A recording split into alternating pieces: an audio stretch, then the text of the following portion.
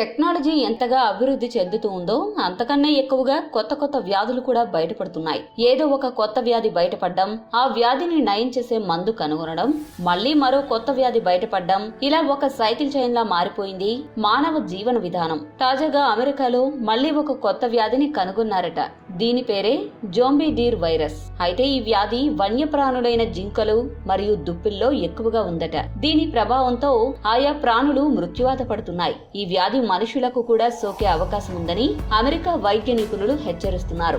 ఇదే అగ్రరాజ్య ఆరోగ్య శాఖను పరుగులు పెట్టిస్తోంది. అసలే ప్రస్తుతం ఉన్న అనేక వ్యాధులకు సరైన మందులు లేక ఇప్పటికీ ఇంకా ప్రయోగ దశలోనే ఉన్న ఆ ప్రయోగాలకు తోడుగా ఈ జోంబీ డీర్ వైరస్ అమెరికా ప్రభుత్వానికి మరొక సవాలుగా మారింది. కొత్త తలనొప్పిని తెచ్చిపెట్టింది. ఈ వ్యాధి సోకిందని తెలుసుకోవడానికే చాలా సమయం పడుతుందట. శరీరం మొత్తంలో విస్తరించిన తర్వాత గానీ ఈ వ్యాధి సోకినట్లు తెలియదు అంటున్నారు వైద్యులు.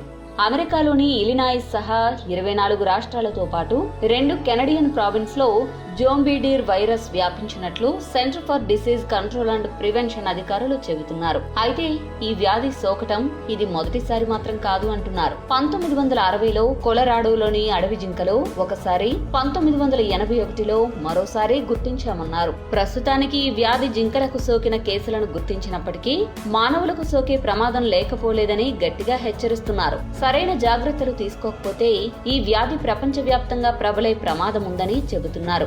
జోంబీ వైరస్ సోకగానే బరువు తగ్గిపోవడం, బాగా దప్పిక వేయడం, నోటి నుంచి చొంగ కారడం లాంటి సంకేతాలు కనిపిస్తాయట.